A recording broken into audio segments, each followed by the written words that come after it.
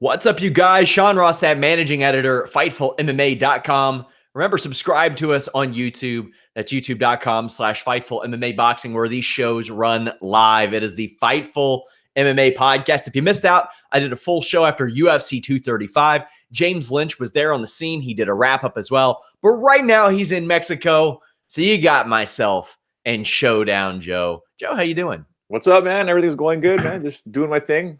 Missing James. I wonder what he's actually doing down there, but I digress. Hey, we raised some questions. Fightful smuggling, maybe? Well, I'll tell you one thing that put a damper on an otherwise solid week.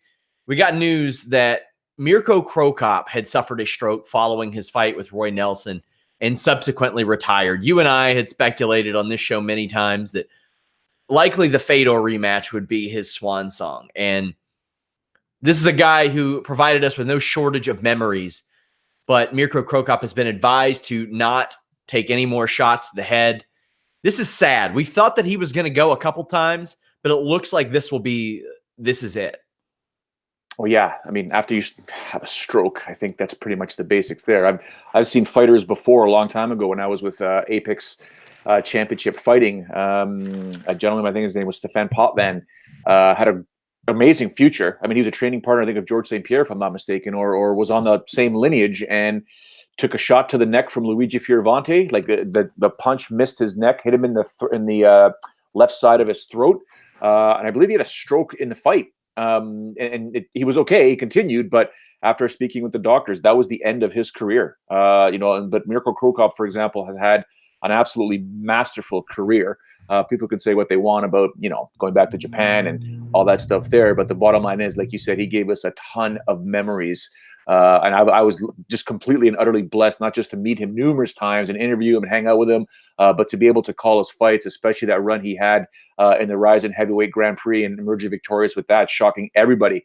So yeah, it's sad news. It'd have been much, much nicer, like you said, for that swan song, because he was chasing Fedor. I mean, I think I made that pretty clear in a lot of these broadcasts that he was definitely chasing Fedor. He wanted that one to be his last fight ever. Unfortunately, not going to happen. Now, he debuted in MMA in August 2001. He was a fixture in Pride, especially, but he made his debut in K1. He fought Fujita. He would go on to fight Fujita again later on. How much had his kickboxing reputation preceded him by the time you found out who he was in MMA? Were you aware of him outside of that? He had a boxing career and a kickboxing career well before that where he competed in K1. Truth be told, no. I knew a little bit about him. I knew that his striking background, because back then with MMA the way it was, and Pride was the big dog, the UFC was not. A lot of our focus was on Pride, and we were just looking forward to who were these guys that they're bringing in. If you remember Igor Vovchanchyn, no one had heard of him, and then he steps into the ring and starts causing crazy havoc in the heavyweight division. So when Cro Cop first made his debut, I vividly remember knowing that he's got a kickboxing background. But to me, I was such a jiu-jitsu guy back then. Like, I had a boxing and kickboxing background before I got into jiu-jitsu and a little bit of wrestling. But to me, it was all about, what do you bring to the fight? You can bring your A style, which is your kickboxing, but how is it going to translate to MMA? And it translated pretty damn well. You want to talk about a run outside of that Michael McDonald fight in K1 in the world at the World GP 2001? He had an insane 2001, 2002, 2003 leading up to that Nogueira loss. He beat Peter Ertz. He just went on this wild streak of beating like Remy Bojanski and Bob Sapp and I think Mark Hunt in kickboxing, and he also beat Sakuraba. He had the fight with Vanderlei Silva.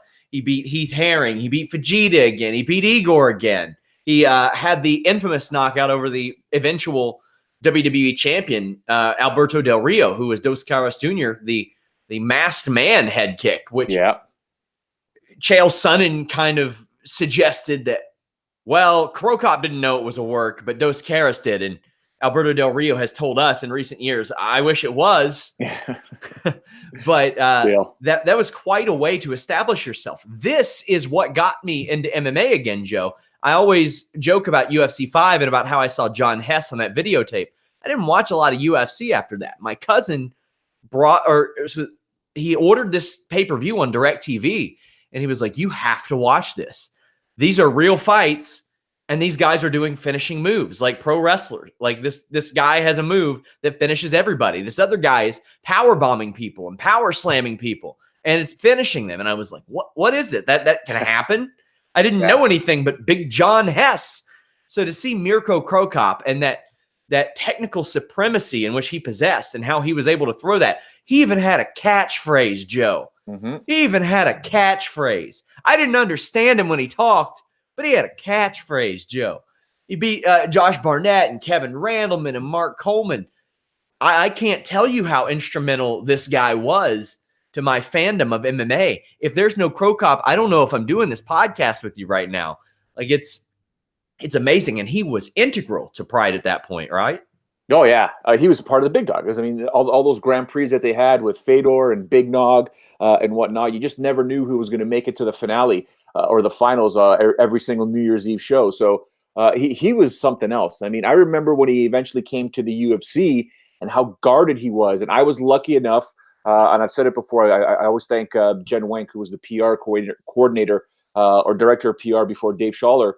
She was the one that granted me the only interview Cro Cop was going to do with any media, and this was in Vancouver. And you know, it was mostly part of it luck, obviously being the broadcast partner of the UFC back then, and having built my reputation. You know, sort of like how James Lynch is right now. When you're respected, you know the fighters will give you a chance. And I remember Fedor's first one or two answers were so reserved, and then afterwards he opened up and you know answered the questions very, very succinctly, and then after the interview, you know, to thank you, walked away, and then came back and said, "Thank you very much for those questions. They were legit questions. They weren't, you know, they weren't rude. They weren't mean. You didn't put me on the spot." I said, "It's never my intention to do that. I'm going to ask you, you know, what's out there right now, but I want to know more." I mean, I asked my questions not only on behalf of the media, but for the fans as well, because there's a lot of things that we all want to know. So he was very happy with that interview, and then I translated back when I got to Ryzen and you know Trig and I and whatnot and whomever, whether it was Heath Herring or whoever was working the shows.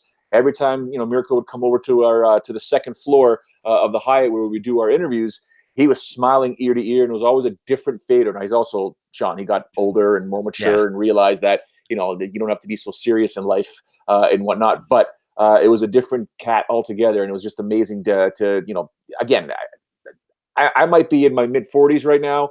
I'm still a fanboy when I was 25, 22, or you know, in 1993 when the UFC first came out and Pride in its heyday in the late 90s.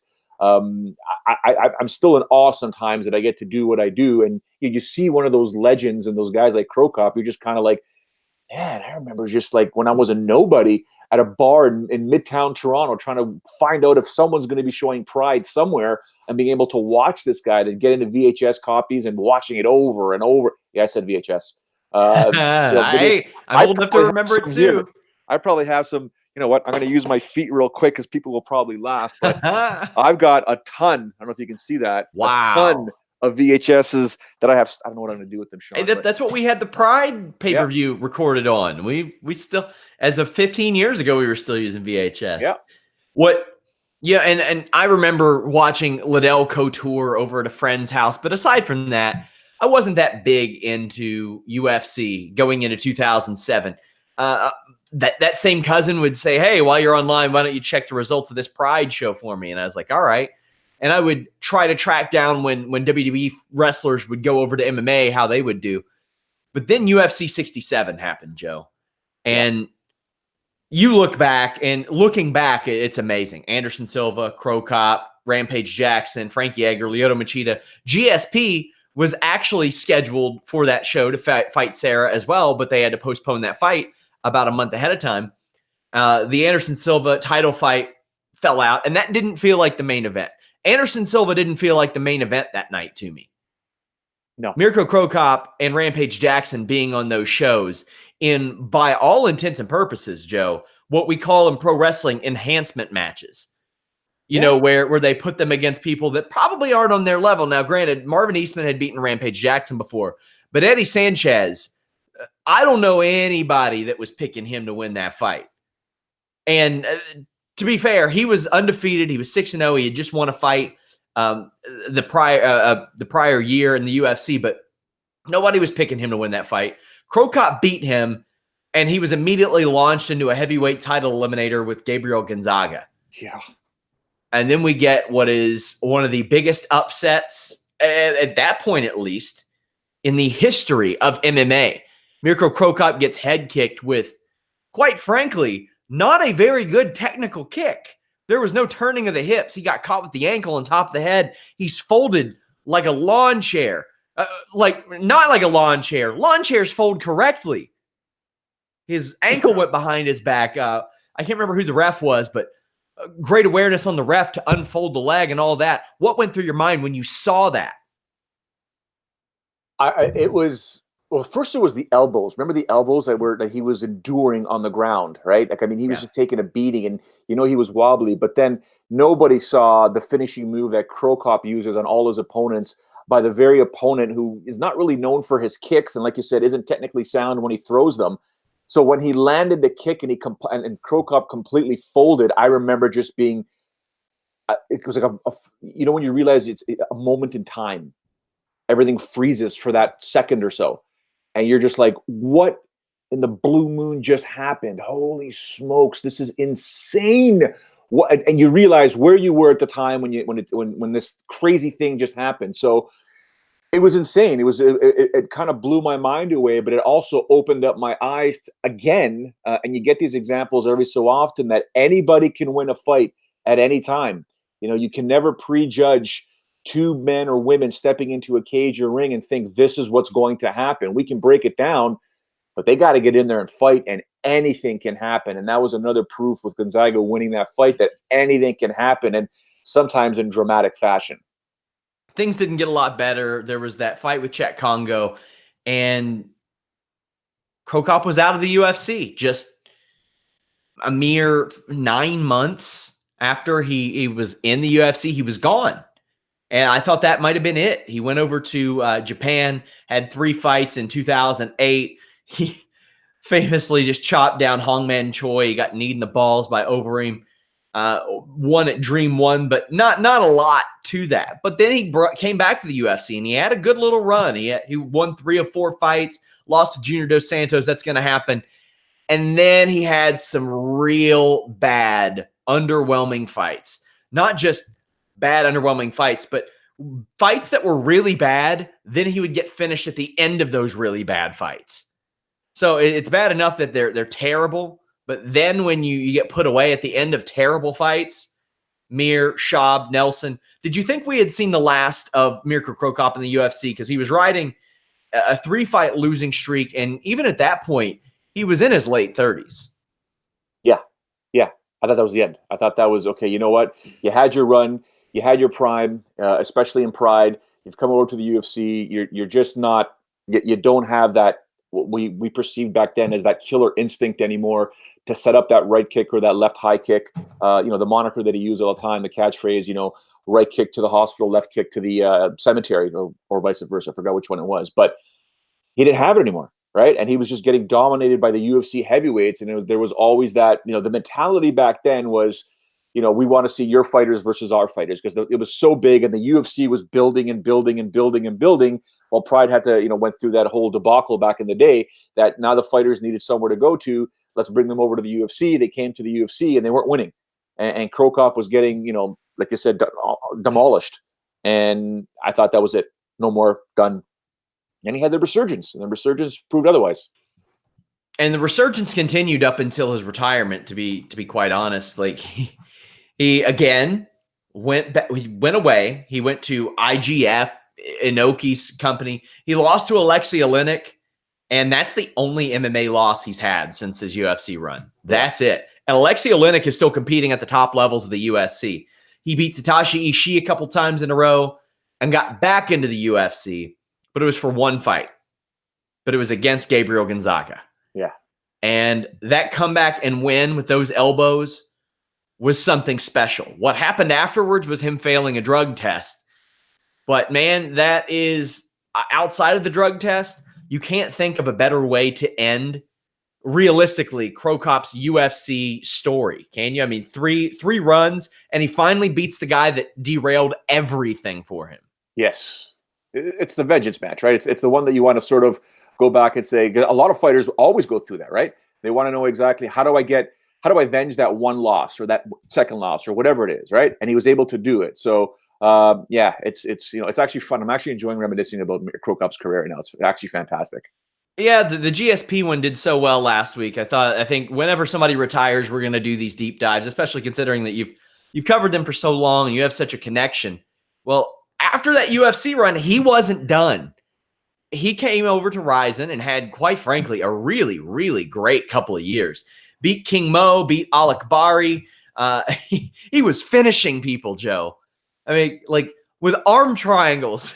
Yeah, and he predicted those before the fight. I'm going to do Yeah. that. It was, I mean, when he told Frank and I that, you'll see, I'll get the takedown and I'll get that submission. And when he did it, I think you can hear me when I'm calling it. I'm just kind of like, what the heck? Like, it was just insane. So it was awesome. And it wasn't just that. Leading up to his UFC run, he was kickboxing again, and he was doing good. He was beating Ray Sefo and Darrell Miller. The only person that he lost to was Remy Bojanski via majority decision. Now, he had that 2012 K1 World Grand Prix title that was a little controversial at that.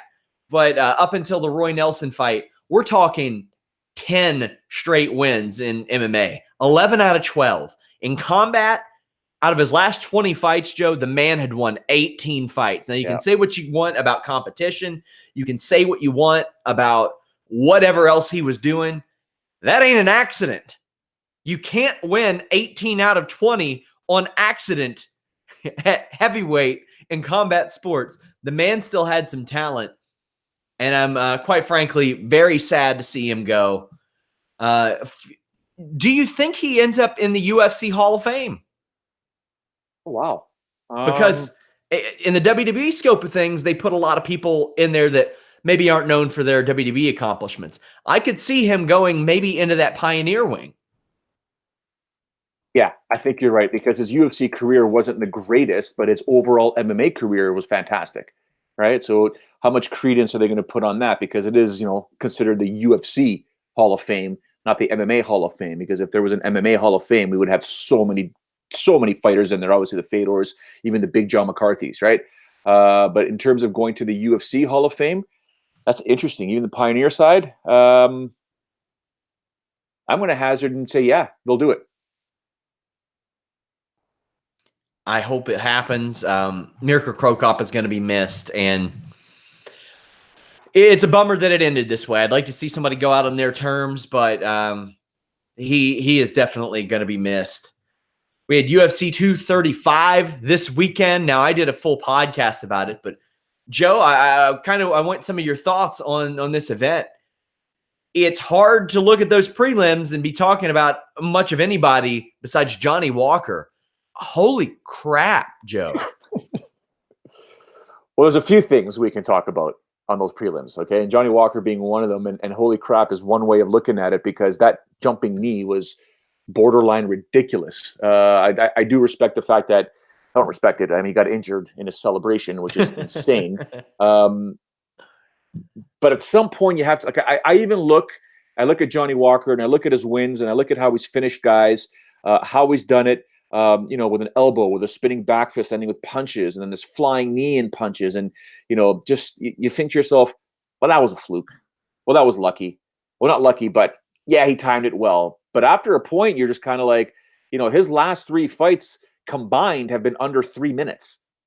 Like, he's finishing dudes, right? And it gets to the point where you start looking at the rankings and you think to yourself, well, hold on, like, is he that good? Is it a flash in the pan? But he's done it 3 times, right? And that's pretty damn impressive. So, you still have to look at the quality of opposition. Okay, now Khalil Roundtree is a bad man. Okay, he's a bad man, but to finish him off in less than 2 minutes, that is pretty damn impressive. Justin Ledet, tough guy, but again, 15 seconds. Okay, so you think Serkinov would be that one guy that's going to be like, okay, you know what, enough's enough. Get him down to the ground, take him there, and do not allow him to be explosive. But on the flip side, you've got Johnny Walker that says, oh, I know he's going to do that, but before he does it, he's going to get punched in the face, kicked in the mouth, and kneed in the grill. So it's up to him to determine whether he's going to time that entry or not. Well, who won that battle? Johnny Walker. So you got to give Johnny Walker credit. It's damn impressive, and we'll see where it goes from here. Who do you see next for him? We have Kyler in the live chat speculating maybe Manoa. He's lost 3 in a row. I don't know if you want to risk that, putting a guy that is on such an ascent against a guy who's lost 3 in a row, but it's also a fight you could probably have co-main or main event a Brazil or UK show on ESPN Plus, and it do all right now. Johnny Walker's at that point. He's got an amazing amount of buzz right now. I like the Jimmy Manuwa fight because, again, even though Jimmy Manuwa was on that losing streak, he does have name value, right? People do want to see him. People want to see him compete, and you know you're in for a gunfight whenever Jimmy Manuwa competes. And Johnny Walker would be more than happy to show up to with a bazooka. Like, the guy's insane. He's got a full arsenal of striking that Jimmy Manuwa will have a lot of problems trying to deal with. So it's a cachet name. It's a guy in the top 10. You know, Johnny Walker right now is at 13, and Jimmy Manuwa was at top 10. You know, and I had this conversation, I'll talk a lot about where I was on Saturday at the establishment and with the friends that I was with and colleagues and stuff like that. But some of the stuff that I continue to bring up, and this is a perfect example, Sean, and you and I have talked about it at length. The UFC, in my opinion, needs to cut their roster. I've said it 100 times, okay? They need to cut their roster and ideally only keep the top 15 fighters in each weight class, because the importance of the top 10 then becomes serious. And a guy like Johnny Walker right now, correct me if I'm wrong, deserves a top 10 opponent. Mm-hmm. So Jimmy Manuwa right now at number 10, technically speaking, has to defend the number 10 ranking. Johnny Walker goes in there, takes him out, drops Jimmy out of the top 10, and now Johnny Walker has a bullet or a bullseye on his back while he's continuing to try and move up and fight other guys, right? Get rid of the guys and girls that are not in the top 15. That way, every single fight moving forward is relevant. Misha Cirkunov, big trouble. Rightfully in big trouble because he's number 15 today. I mean, even if they kept the top 30, they would be slicing their roster by almost 40%. The reason why I don't like the top 30 is, you know, what does number 22 versus number 27 really mean? But what do you do whenever somebody else, like, you're going to have a whole lot of top 15s outside of the top 15? Like, you're going to have to go out and sign people and all that stuff. There's the ability of this. So Misha Cirkunov is our example, right? He's got to be able to some way, somehow get back into the top 10 and get himself out of the top 15. If for whatever reason he can't match up with somebody in the top 10 and or somebody else in the top 15, you can sign somebody and say, here's your chance to make it to the UFC. You take out Misha Cirkunov, you're going to probably be number 15. Misha, you got to go. I don't think they want to leave that opportunity for Bellator and Ryzen and people like that to sign so many of their guys that were formerly top 15s. But I think the value of their brand would drastically increase because every single fight would mean something in the UFC. Oh, I can tell you that UFC 67 show that we were just talking about, 9 fights. Right? 9 fights on that show. I had a ball watching. I couldn't even watch the prelims, but the prelims on that show had Frankie Edgar, Lyoto Machida, Dustin Hazlett, who was something at one point, and even Terry Martin versus George Rivera. That was a fun one as well. But I would like to see the number of fights limited to 9 or 10. That's not happening considering all their deals. And for some reason, they throw their UFC prelims on Fight Pass and nowhere else. There was, or at least for the pay-per-view, whenever I watched these prelims on Saturday, the ranked fights, there weren't a lot that stood out to me outside of Walker. Pedro Munoz, or actually not Pedro Munoz, sorry. Got a little confused there. Zabit beat Jeremy Stevens. Everybody saw that coming. He did what we thought he would do. Cody Stamann and Alejandro Perez, not a lot. But there were 2 unranked fights. Chiasen dropping Mazzani. I thought Mazzani did what she had to do. It just wasn't good enough. And Diego Sanchez beating Mickey Gall. Man, Diego Sanchez, that was special.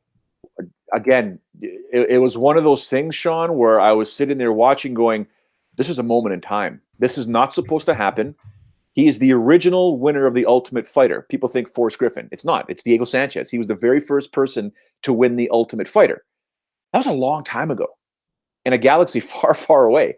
Like, to come in here and do what he did against Mickey Gall is something special, right? I don't know if Mickey Gall, what was going through his mind or what happened leading up to that fight, but that was an ass whooping. That was an ass whooping. I mean, that final replay with the elbow landing on Mickey Gall's jaw and face, it was just like, I mean, you saw a vintage Diego Sanchez, as if he hadn't been competing for that long. It was a new up-and-comer or guy in his prime to do that against Mickey Gall, who, you know, who's made himself quite famous for his fight with CM Punk and other fighters of that nature. Diego Sanchez is looking damn good. And he made it clear, I don't have to cut much weight to get to 170.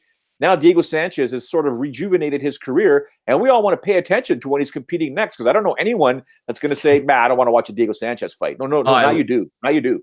I loved it. It was great. He was one of my I got 5 on it picks. Nice. I didn't know how somebody could put a Diego Sanchez with that much experience against a Mickey Gall with still that limited experience at such a crazy line. I thought Diego Sanchez was going to win that. I often preface those I got 5 on it picks, Joe, by saying I'm picking the other guy to win, but these lines are too good to be true. I was picking Sanchez to win, and the line was too good to be true. Also too good to be true was this Garbrandt-Munoz fight, one of the best one-round bantamweight fights I've ever seen. Maybe not from a tactical perspective, because as it turns out, Cody Garbrandt does the same thing every single fight and loses the same way. But your boy picked Munoz, did I not? Yeah, you did 100%. 100%. I gave too much credence, way too much credence. What did I say? What was it I said? I think I said something like, Munoz is going to get inside and clock him with a right overhand. Oh, my God. Wow. Yeah. I love it. He dropped. Cody Garbrandt not only got dropped in that fight, he dropped 4 spots in the UFC rankings all the way down to number 6. This is the former champion of the division, who many of us had obviously tons of high hopes for back then. But for some reason, it's like you can't, you can teach a fighter how to be a mixed martial artist, but sometimes you can't take that fighter out of that mixed martial artist. He's a fighter by nature and will just sit there and be more than happy to stand and trade with anybody. And unfortunately, he's coming out on the losing end of it. He's got to stop doing that. He's got to go back to using more technique, being a lot more patient, because, look at what's happened to his career now, right? He's dropping down the rankings. It's going to be much, much harder now. He's going to work way harder now to garner a bunch of wins and to even get close to getting the gold that was wrapped around his waist. He's on a 3-fight losing streak. He loses the title, loses in the rematch, loses to a top contender. 3-fight losing streak. Albeit, it's like most of the guys, like when we talk about Damian Maia as an example, he's lost to the top guys in the division. He's lost to the champion twice and a top contender. So that's kind of okay. It's kind of okay, but you're still in a 3-fight losing streak. Can't happen. Yeah, there's nothing wrong with losing to Munoz, but there is something wrong with abandoning your game plan. This is not the fighter that beat Dominic Cruz. Not. So, Cody Garbrandt needs to fight somebody probably 10-ish, that area. Pedro Munoz needs a top 5, I think. We said also had Weili Zhang defeating Tisha Torres. I thought she looked very impressive. We'll see more out of her, but we saw an awful lot in a very short amount of time out of Ben Askren and Robbie Lawler, and I want them to run this back. I am not with Ben Askren saying, oh, man, I don't want to rematch. Tough shit. Rematch is happening. Got to happen. Because Ben Askren shoots in and gets hit with a Kurt Angle Olympic slam by Robbie Lawler. Askren then applies a headlock, and, I'm with Herb Dean to some degree. That arm dropped. When you let your arm drop like that, man, it says a lot. Now, Robbie Lawler, when his arm was grabbed, did react. He 100% did based on the footage that I saw. I think Herb Dean was doing it more as a formality than anything and got a bit ahead of himself. Herb Dean apologized afterwards. What did you think of this? This was amazing. It was incredible. The ground and pound was sick. The slam was sick. The headlock was great. But they got to run this back. In my opinion, they should run it back. And I'll tell you a few reasons why. First of all, that ground and pound by Robbie Lawler had the establishment that I was in going ballistic. Okay. And I don't think half the people really knew.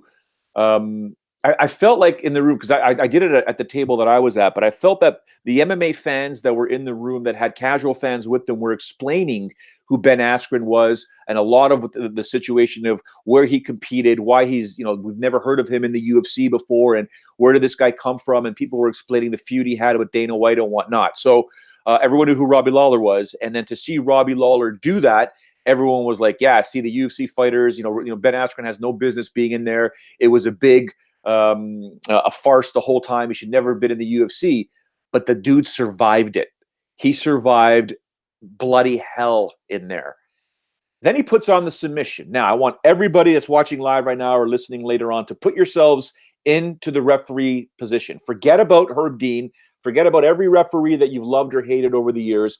Put yourself, put your referee shirt on, put your referee hat on, and understand your job is the safety of the fighters. Make sure they're safe. Nobody dies in there.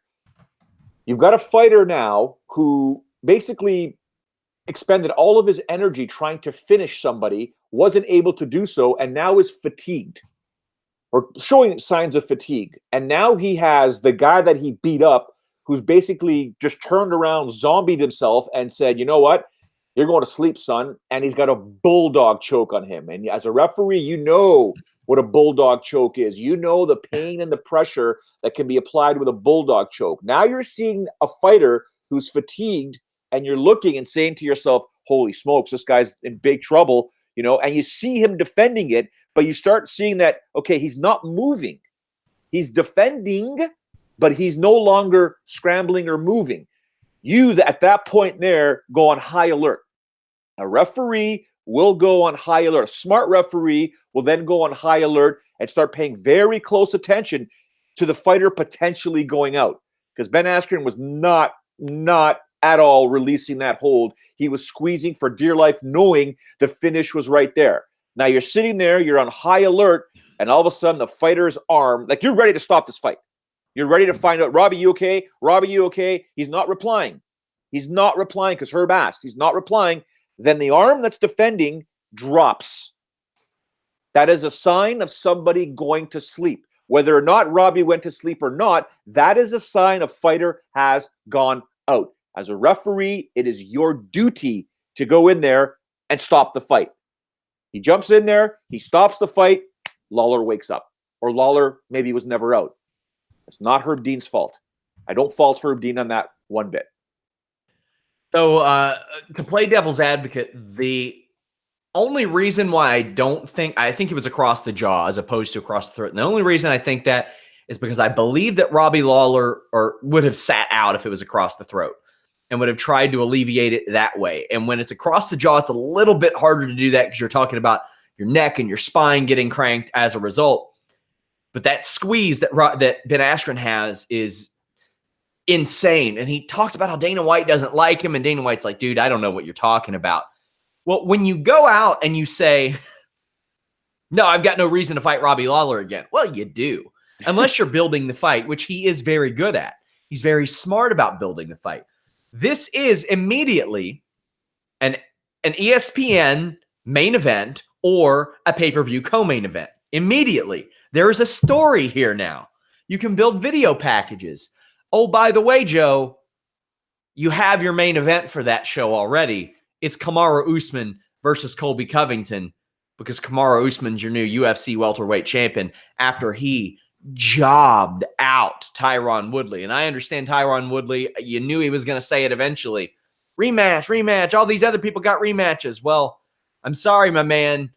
On paper, based on your reign, you deserve it, but not based on that performance in the cage. And a lot of those other people didn't either. And I personally would like that thrown out the door. It is not time for a Tyron Woodley rematch. Kamaru Usman won every second of that fight. You know Kamaru very well, Joe. Yeah, I took a picture of the big screen that we had when he was there with his daughter making his post-fight speech, and I sent it to him right away with a few funny quotes and choice words that only Kamaru and I understand. He replied back just smiling ear to ear. He's still on cloud nine and now has to he's got to relook at his career now. He's the champion of the world. Okay. And I'm really hoping that I get to see him next week. I really hope he's my color commentator for the Titan show because we're going to have some pretty crazy conversations. We're probably going to have a big dinner and stuff like that. I'm very proud. It's my third sort of quote unquote friend that has become the welterweight champion of the world, right? Carlos Newton, George St. Pierre, and Colby Covington. Oh, yeah, no, I don't know Colby or Colby. Excuse me. I can tell you this: Kamaru is not a. I mean, you guys have all seen it. Kamaru does not like Colby Covington Oh, one of bit, course. and I mean, there's been some conversations him and I had, and he does not. I mean, I'm not going to repeat some of the words because there could be kids watching this show at the moment. But yeah, some of the choice words that Kamaru has for Colby, and I don't think it's contrived. He wouldn't be contrived with me. He would love to get his hands on Colby Covington. And I hope that fight actually does happen for Kamaru's sake. But it's a dangerous fight because Colby will bring the heat. Colby will bring the pressure. Colby will bring a lot to the cage to give Kamaru some problems. But the fact that now Kamaru is the world welterweight champion still blows my mind. Like, it just completely, it's still, this is how I felt when George won the title and Carlos won the title. I'm in awe, right? I'm it's one of those things when you look at a friend and you're like, dude, I'm like so proud of you. Like, holy shit, you did it. Like, you actually did. You're the champion of the world. Forever you will be called champ. And in dominating fashion at that. Like, Rory McDonald's the only person to win a decision over, well, no, Jake Shields won one too, but Woodley just got handled in a way that we've not seen in like the last 4.5, 5 years.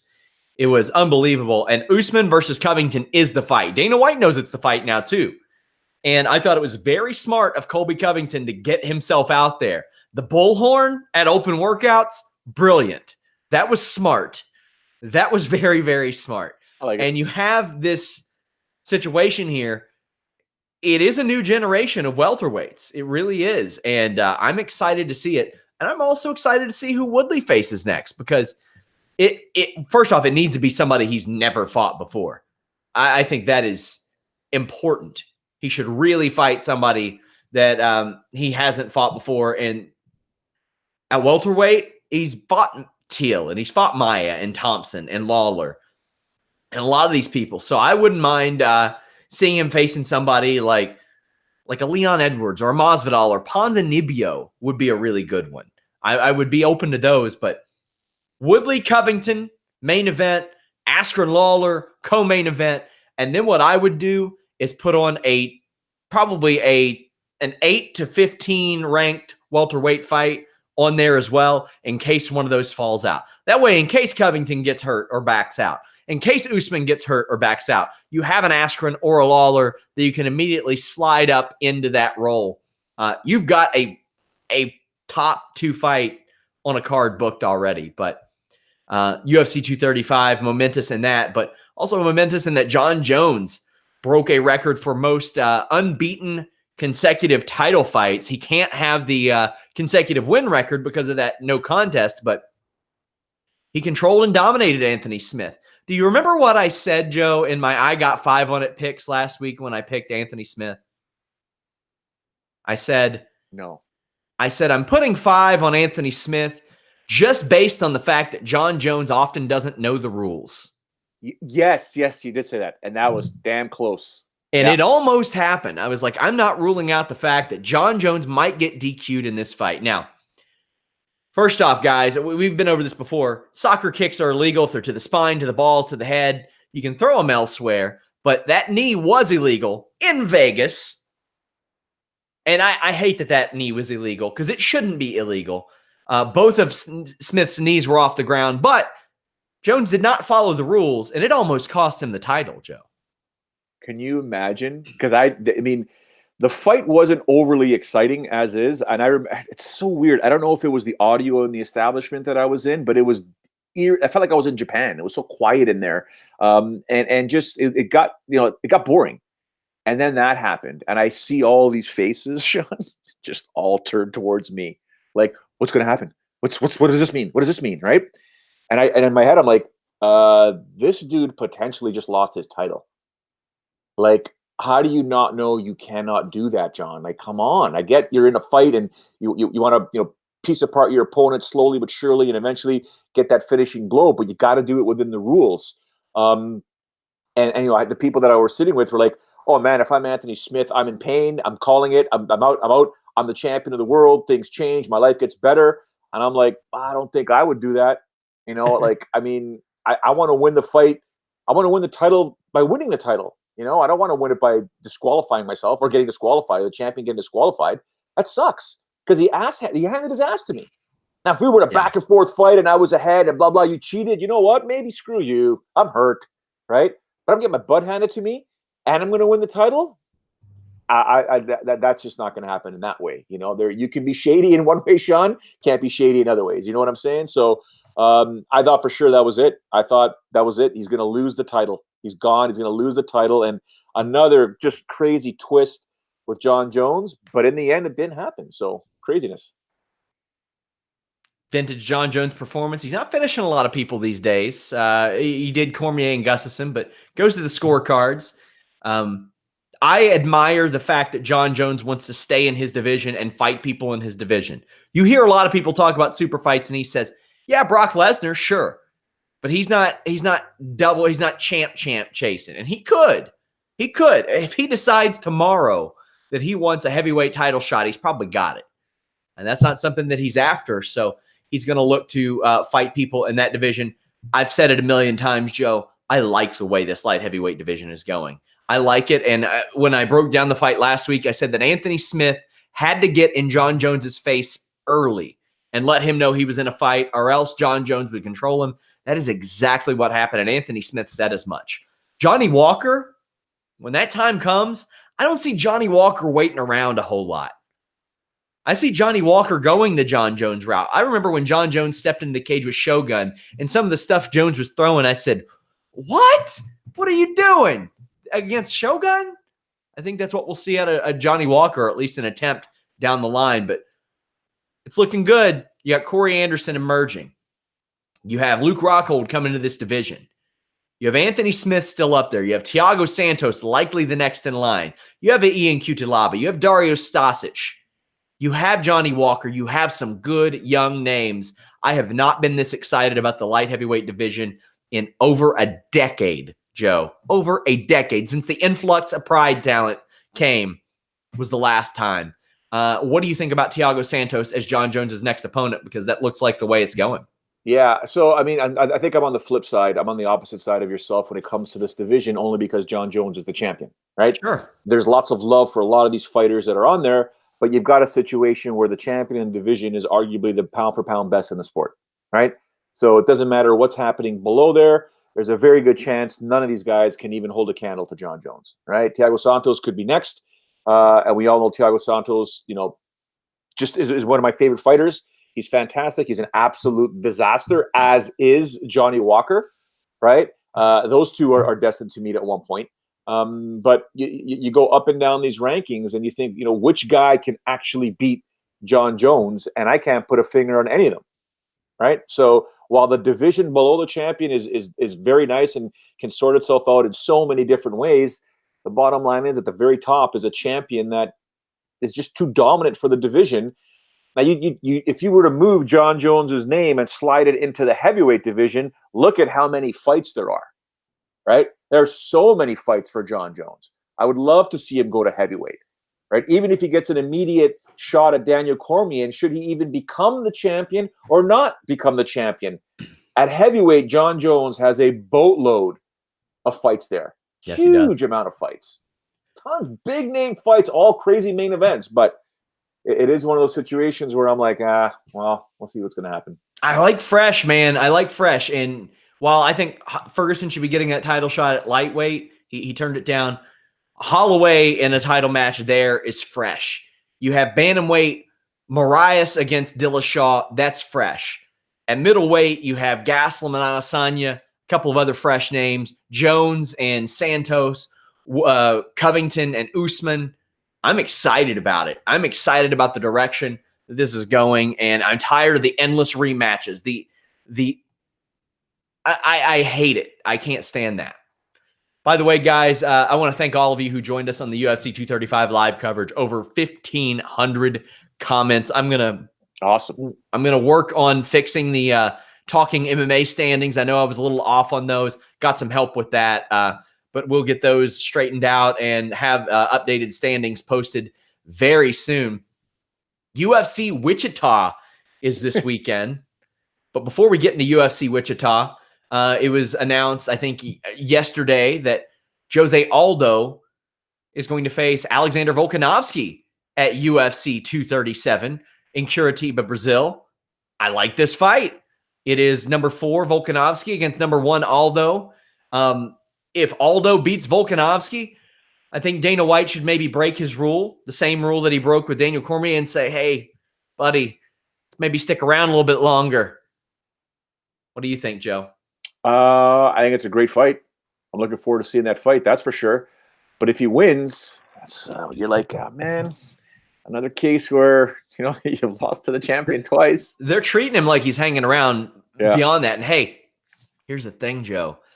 There's a good chance, a real good chance, that at the end of this year, Jose Aldo is competing for the vacant UFC featherweight championship. Or there's a very good chance Max keeps that title. If he becomes the champ, Jose Aldo says, you know what? I want to rematch that guy so bad, I'm going to 155. I would love to see him at 155. If not for how good he looked at 145 against Moicano, but got a lot of respect for Jose Aldo and what he's doing. He wants to fight in Brazil. He wants to fight until the end of this year. But as I mentioned, UFC Wichita this weekend, and we have a ton of interviews. James Lynch did a great job. He talks to Coach Jim West about Marion Renault's fight, talks to Marion Renault herself, Alex Morono, Curtis Millender, the co-main event, Grant Dawson. Lots of good fights over here. But on the prelims, we have Alex White a -155, Dan Moret a +135. You have Alex Morono a -185, Zach Atau a +160, Luis Smoka, who has been on a resurgence, and Matt Schnell have a pick'em. Smoka is a -115. Schnell is a -105.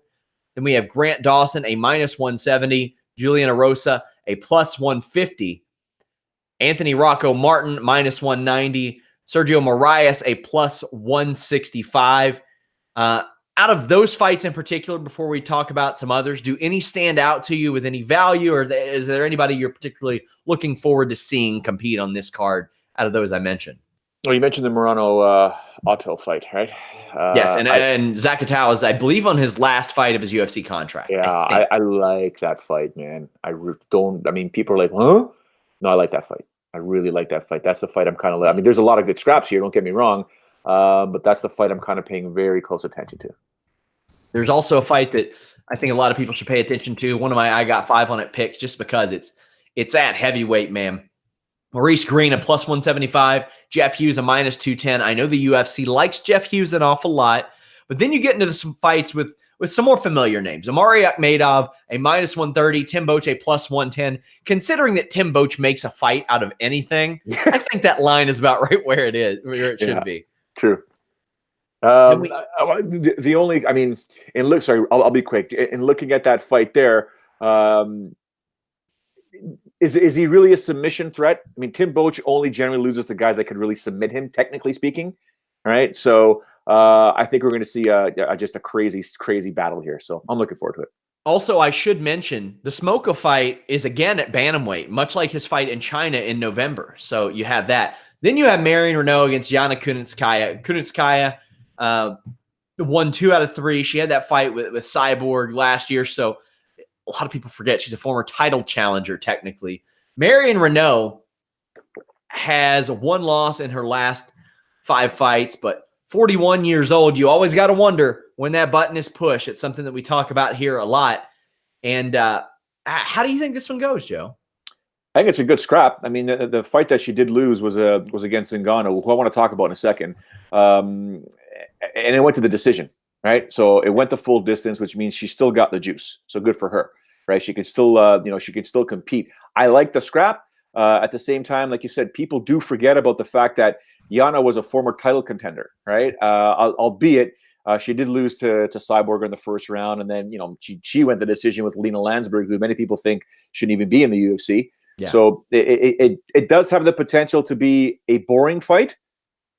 It does have the potential to have a finish very, very quickly. So it's one of those things where we got to just let them go through. I do want to ask you a question though regarding Kat Zingano. I think you mentioned it last week. Was it last week or just in general? How it's open season on eye pokes. Yeah. Dude, you can't say that.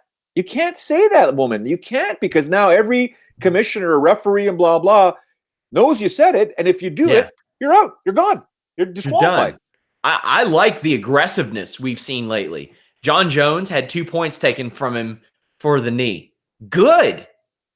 We saw a fence grab get an immediate point deduction recently. I love it. Good. These people know the rules. And if they don't, whose problem is that? Well, it's going to be their problem. That's what I like. Marion Renault a plus 155. Yana Kunitskaya a minus 175. Yeah, Beneil Dariush and Drew Dober. Drew Dober a plus 165. Dariush a minus 190. I'm just going to go ahead and say that this has the makings of one of those fights that could be a sleeper that ends up being really good, or it could be just absolutely miserable. And Dariush, I feel like his back is still against the wall a little bit. He beat Thiago Moises in November, but he was winless in 3 fights in a row before that. Drew Dober, on the other hand, is not. Drew Dober quietly has won 5 of 6. These are 2 people in way different points in their career. And it feels like Drew Dober has been around a lot longer than he has been. And he was a guy who I think only had 1 win in his first 5 fights. He was lucky to stay around. And boys, he had a career resurgence. I'm picking him to beat Dariush, who I think he peaked a little bit early. Yeah, the whole Dariush thing has many of us thinking, what happened? What's wrong, right? And I think your assessment of that he peaked too early might be correct. Like, is that it? Like, you were considered a top contender. You were almost in the title mix. He beat Miller, Johnson, Magomedov, James Vick. Like, he beat those guys. I don't know. I'm trying to figure. I mean, Pereira, he beat him too. I forgot about that one. Yeah, it's weird. So again, it's one of these fights that I enjoy watching because there's a lot of questions heading into them, and you think to yourself, okay, well, what if this happens or that happens, or what will it really mean if Dariush loses, and what does it mean when if Dober wins, and vice versa, right? Like, a lot of questions are going to be answered with this fight here, so I'm definitely looking forward to it. From a name value perspective, this is a 1-fight card. From a quality perspective, it's a lot more than that. Ben Rothwell, Blagoy Ivanov, I like that fight. I would like it a lot more if it isn't like the Ivanov Dos Santos fight, which was an absolute stinker. But I am of the belief that Ivanov belongs. Rothwell fighting for the first time in 3 years after USADA battles. And before he went away, he got beat by Dos Santos as well, but had won 4 of his last 5. You got to throw that out the window when you've been gone for 3 years, though. It's clean slate here. Who do you see winning this one? Ivanov is a minus 130, Rothwell a plus 110. Considering the nature of heavyweights, I think that line is appropriate. Yeah, but there's also a 5-year youth advantage that's going to go to Ivanov, right? Yeah. So I'm looking at Blagoy and saying, you know what? I think he's going to have the speed. Rothwell's going to have the power, but he's never ever been accused of having fantastic footwork other than his post-fight celebrations, which are beyond epic. I mean, I've known Ben for a while, but I think, at 37, having not competed in 3 years, it's not like you're 30 years old having not competed since you were 27. You're still young. I think age may catch up with him in this fight here, especially not being as fresh. You can do all you want in the gym. It doesn't always translate correctly when you're actually in the octagon. So I'm going to go with Ivanov in this one. Another good fight that's likely to happen. Minus 190 Tim Means against plus 165 Nico Price. This is like the type of fight you throw on one of these ESPN shows and you say, feast your eyes. This is going to be a banger. Nico Price will be one of my I got 5 on it picks just because of his ability to finish in rounds 1 and 2. But man, Means has been he can weather some of that stuff. He is a crafty veteran, but I think Nico Price is going to do it. I think he's a little bit more consistent than Tim Means. Yeah, I'm going to go the opposite. I mean, Tim Means right now could potentially be in a 4-fight win streak because 2 of those losses to Sergio Moraes and Belal Muhammad were split decisions.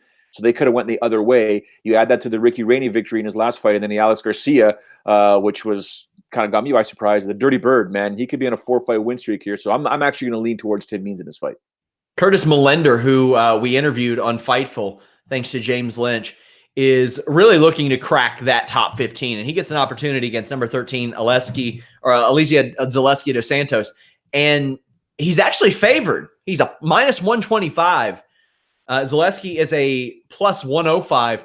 Now, when you look at Dos Santos, He's won 6 in a row in the UFC. Lyman Good, Sean Strickland, some okay names. But Melender, man, he stepped in and he's fought Thiago Alves and Max Griffin and Bahadurzada. Like, he's fought some real good names. This is not the same guy that I watched get choked out twice in a couple months in Bellator. Yeah. This ain't him. And even when he stepped into Bellator, he was fighting some guys that were a little bit out of his depth. I mean, he had only fought in one promotion before Bellator. Only one. And he went back to the drawing board. He got some experience, went into LFA, changed his career, and now he's beating guys. I think Curtis Melender can grind him out. But from a talent standpoint, this is an underrated fight. How do you see this one going? I think the lines are bang on. Minus 125 for Melender, plus 105 for Dos Santos. I'm leaning towards Melender in this fight here. Obviously, I'm not going to put 5 on it because he's a minus 125 favorite. But I think it's going to be fantastic. I think these guys are going to showcase some really good mixed martial arts. And, Melender's no joke, man. Melender is just one of those dudes where it's like, all right, referee, move out of the way. We're going to get this done. I mean, I enjoyed the Thiago Alves fight, that's for sure. I know it was a KO in the second round, but it says a lot. I remember the Max Griffin fight when we all broke it down at UFC 26. We were concerned, and he proved us wrong, right? He proved us wrong that, you know what, I can go the full distance with these guys. And then the Bahadurzada fight, which was weird in general, but he beat him, right? So I'm with Curtis in this one. Main event, you have Derek Lewis, who is a plus 180 against Junior Dos Santos, a minus 220. How do you break this one down, Joe? It is what it's going to be. Yeah. Dos Santos is going to try to pepper him. Yeah, he'll stay away. He'll try and stay away from the power. And like you said, pepper him, work slowly, in and out, like Junior always does, and just go in there and try and go for the finish. The beauty of his opposition in Derek Lewis is you can never count him out. Ever count him out. So this thing can go 5 rounds. It can go 1 round. You can never blink in a Derek Lewis fight. And that, Junior Dos Santos, sometimes if he's under pressure, can not just fold, he can fade, right? So anything can happen in this scrap here. This is going to be a fantastic scrap. And it's going to say a lot because Derek Lewis is number 3 right now, and Junior Dos Santos is number 8. You take out the number 3 guy, hello. Yeah, especially considering heavyweight's a little bit different now. Miocic hasn't fought. We'll see how that goes. Now it's time for my UFC Wichita. I got 5 on it picks. Reminder, you really only got to hit on one of these to make your money, but let's take a look. I've got Maurice Green, a plus 175, Jeff Hughes, a minus 210, simply because it's a heavyweight fight. There is really no reason beyond that.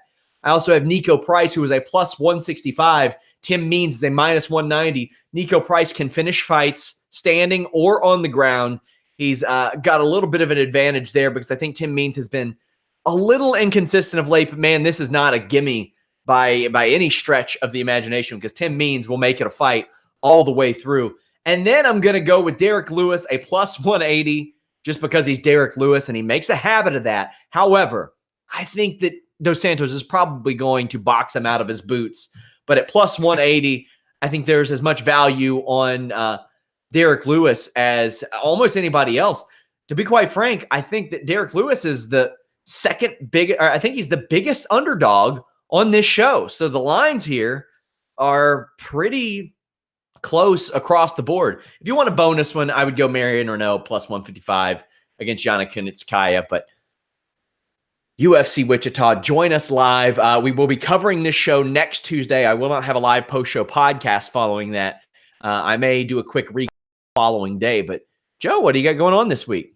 Well, same old. But as I mentioned to you off air before I came on and signed on, I've got a 8-year-old who's actually home right now. He's not feeling well, so I've got to go tend to that. And he's got soccer tryouts. I'm picking my new team for the summer over the next 2 days and 2 days next week. So hopefully he gets better. I know he's the coach's son, guys. You're going to say he automatically has a slot. No, he's got to earn it. He is one of the top guys. But, yeah, Coach Joe's in full effect right after this, bro. So, guys, thank you all so much. Reminder, we're on podcast platforms everywhere. iTunes, Stitcher, YouTube, iHeartRadio, Spotify. You can download it at FightfulPods.com. Spread the word. Our MMA side is still growing And we could always use your help. Word of mouth is very important. Leave a thumbs up on this video. Fightful, subscribe.